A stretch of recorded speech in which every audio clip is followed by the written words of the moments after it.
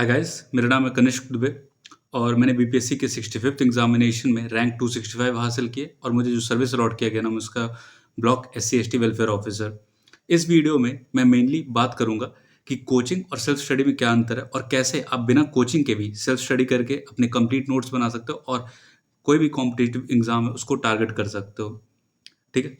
तो सबसे पहले हम स्टार्ट करते हैं, क्या कोचिंग बहुत ज़रूरी है? देखिए, कोचिंग कहीं न कहीं एक गाइडेंस तो प्रोवाइड करता है। जैसे अगर आपने बिल्कुल बिगिनिंग स्टार्ट किया है, तो वो एक आपको प्लेटफ़ॉर्म, एक तरीका बता देता है, रास्ता बता देता है, जिस रास्ते पे आपको ही चलना है। उसके बाद भी मेहनत आप नहीं छोड़ सकते, मेहनत तो आपको करना ही है।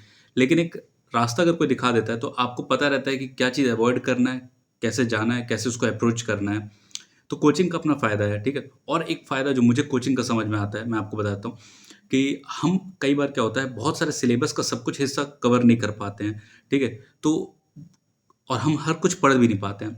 कई बार क्या होता है, जब हम क्लासेस अटेंड करते हैं, क्लासेस में कुछ चीज़ें जो हमें बताई जाती है, वो हमें एकदम माइन्यूटली याद आ जाता है और एग्ज़ाम में वो जो छोटा-छोटा अंश भी याद आता है ना, उससे क्वेश्चन्स बन जाते हैं। तो कोचिंग का ये फ़ायदा होता है। लेकिन वो सोलली ज़रूरी नहीं है, ऐसा नहीं है कि उसके बिना आपका काम नहीं बन सकता है। सेल्फ स्टडी सफिशिएंट है क्योंकि अल्टीमेटली आपको सेल्फ स्टडी खुद से करनी ही पड़ेगी। तो क्या सेल्फ स्टडी से कैसे, मतलब कोचिंग से बेटर कर सकते हैं? सेल्फ स्टडी में कैसे अप्रोच किया जा सकता है?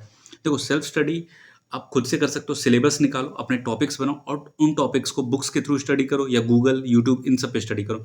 एक चीज़ हो गया जो कई सारे टॉपर, जैसे मैं भी एक टॉपर हूँ, मैं अपने गाइडेंस आजकल यूट्यूब पे अवेलेबल करा रहा हूँ। तो मैं भी पढ़ाने के लिए कुछ ना कुछ यूट्यूब पे डालते रहता हूँ और भी कई लोग हैं जो डालते रहते हैं। तो आप किसी को भी फॉलो करो, किसी एक को फॉलो करने की ज़रूरत नहीं है। जिसके नोट्स आपको बेटर लगे, जिसका पढ़ाने का तरीका आपको अच्छा लगे, आप उसको पढ़ो। ठीक है? तो इसके लिए आपको क्या करने की ज़रूरत है, आप अपने माइक्रो टॉपिक्स बनाओ।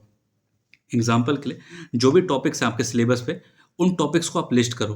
उन टॉपिक्स के अलावा आप अपने माइक्रो टॉपिक्स बना के रखो, ठीक है? जैसे इकोनॉमिक्स आपका मेजर टॉपिक का एक एग्ज़ाम्पल हो सकता है यूपीएससी, बीपीएससी या इवन एसएससी के एग्ज़ाम्पल में। उस इकोनॉमिक्स में डिमांड एंड सप्लाई का एक कॉन्सेप्ट हो सकता है, बैंकिंग एक टॉपिक हो सकता है। तो ये माइक्रो टॉपिक्स को आप लिख करके रखो, जैसे बैंकिंग एग्ज़ाम्पल के लिए हो गया, ठीक है?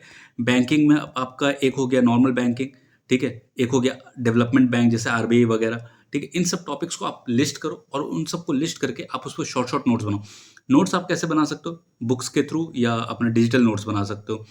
कहाँ से आपको टॉपिक पढ़ने को मिलेंगे? बुक्स के थ्रू मिलेंगे, जैसे आप एनसीईआरटी यूज़ कर सकते हो पढ़ने के लिए। इसके अलावा कौन-सा टॉपिक आप कहाँ से पढ़ सकते हो? यूट्यूब। यूट्यूब पे आप उन टॉपिक को जब सर्च करोगे ना, आजकल बहुत सारे सीए भी इकोनॉमिक्स का अच्छा-अच्छा लेक्चर बना रहे हैं, आप वहाँ से भी देख सकते हो। उसके अलावा जो भी टॉपर्स अपना रिज़ल्ट निकाल रहे हैं, बहुत सारे टीचर्स हैं अवेलेबल हैं आज के समय यूट्यूब पे। इसके अलावा एक टेक्नीक जो मैं यूज़ करता था, मैं आपको बता देता हूँ। आप क्या कर सकते हो, जो भी टॉपिक है, जैसा एग्ज़ाम्पल के लिए आपको इकोनॉमिक रिफॉर्म्स जैसे एग्ज़ाम्पल के लिए एक टॉपिक हो गया आपका, ठीक है? Economic reforms. तो इकोनॉमिक रिफॉर्म्स आप एक काम करो, गूगल जाओ। गूगल में जाकर के आप क्या कर सकते हो, उसके आगे यूपीएससी, जो भी टॉपिक है आपका उसके आगे यूपीएससी लिख दो। यूपीएससी लिखने के बाद क्या होगा, आपको कोई ना कोई आपका ब्लॉग मिल जाएगा किसी तरह का। उस ब्लॉग में जब आप जाके पढ़ोगे तो वो एक तरह से आपका क्रिस्प नोट्स की तरह काम कर सकते हो। उन नोट्स को आप बुकमार्क कर लो या उनके लिंक को आप एक व्हाट्सएप चैनल, अपना एक व्हाट्सएप ग्रुप आप बना लो और उस ग्रुप में या तो आप लोगों को रख सकते हो या खुद किसी अपने भाई-वाई को जोड़ो और हटा दो उनको बाद में, तो वो आपका खुद का एक नोटबुक तरह काम कर जाएगा। ठीक है? तो या टेलीग्राम हो गया, तो कहीं भी आप अपना सेव कर लो उस डिजिटल फॉर्मेट में लिंक को, और जब भी आपको डाउट हो, तो जैसे आपको बैंकिंग पढ़ना है, कुछ भी पढ़ना है या आपको सोसाइटी के ऊपर टॉपिक्स पढ़ना है कि फीमेल फोर्स, इस तरह के फॉर्मल, इन्फॉर्मल इकोनॉमी का डिफरेंस, तो ये आप वहाँ से जाके डायरेक्ट नोट्स पढ़ सकते हो। आपको मतलब फिज़िकली मेंटेन करने की भी ज़रूरत नहीं पड़ेगी बुक कॉपी, ठीक है? आप डायरेक्ट यूट्यूब और गूगल के थ्रू, ब्लॉग्स के थ्रू आप पढ़ सकते हो। तो सेल्फ स्टडी से भी चीज़ें की जा सकती हैं। लेकिन अल्टीमेटली आप चाहे कोचिंग करो, चाहे सेल्फ स्टडी करो, उसके बाद आपका जो मेन काम होता है टेस्ट करना, नॉलेज को टेस्ट करना। नॉलेज को टेस्ट करना बहुत ज़रूरी है। तो उसके लिए आप कोई टेस्ट सीरीज़ ज़रूर लो। टेस्ट सीरीज़ को आप लो और उस टेस्ट सीरीज़ से जो अपनी वीकनेसेस हैं, ब्लाइंड स्पॉट्स हैं, उनको पकड़ो और उन ब्लाइंड स्पॉट्स पे काम करो। जब आप उस ब्लाइंड स्पॉट पे काम करोगे, तो आपको पता चलेगा कि आप एग्ज़ाम में क्या गलतियाँ कर सकते थे। अगर वो एग्ज़ाम में गलतियाँ जो आप करने वाले हो, पहले ही यहाँ पे कर लोगे, तो आप प्रिपेयर्ड रहोगे ज़्यादा बेटर परफ़ॉर्म करने के लिए। जो सिली मिस्टेक्स होते हैं ना, कई बार क्या होता है, हमारा कट ऑफ से 1-2 नंबर छूट जाता है। 1-2 नंबर से हम कट ऑफ पार नहीं कर पाते हैं। तो वो टेस्ट देने से आप अवॉइड कर पाओगे। एग्ज़ाम्पल के लिए, जैसे बीपीएससी का पैटर्न मैं बताता हूँ आपको, 140 जीएस क्वेश्चन्स होते हैं और 10 मैथ्स क्वेश्चन्स होते हैं। अगर ये 10 आप पूरा का पूरा सही कर देते हो, तो आपके पास एडिशनल बेनिफिट है। कितना भी हाई कट ऑफ जाएगा, अगर इसमें आप एक भी गलत नहीं करते हो, तो आपको एडेड एडवांटेज, एडेड पुश दे रहा है वो चीज़। तो इस तरह के जो टेस्ट देने के थ्रू ही आप कर पाओगे कि ये 10 क्वेश्चन टेस्ट के थ्रू आप सही कर पाओगे। मतलब आप हो सकता है ध्यान नहीं दे रहे हो, लेकिन आप टेस्ट देते जाओगे तो आपको पता चलेगा भाई जीएस मेरा ठीक है, मेरा वीक पॉइंट है मैथ्स, रीजनिंग, यहाँ पे आपको काम करना है। तो इस तरह से आप अप्रोच करो चीज़ों को। तो सेल्फ स्टडी करो, लेकिन उसको टेस्ट के थ्रू उसको ऑगमेंट करो।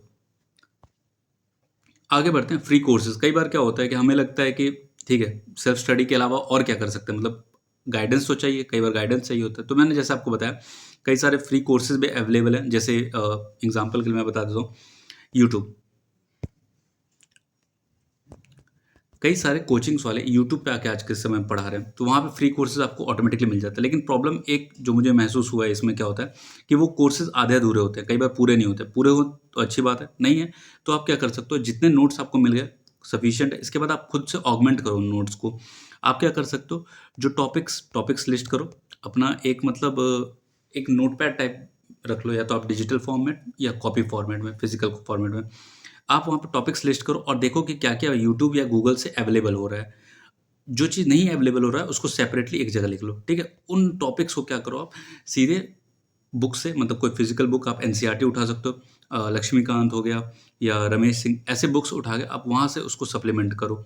तो आपके अपने नोट्स तैयार होंगे। जब आपके अपने नोट्स तैयार होंगे, आपको टाइम कम लगेगा पढ़ने में भी और रिवाइज़ करने में भी, और खुद के नोट्स प्रिपेयर करने से आंसर राइटिंग में भी काफ़ी हेल्प होता है।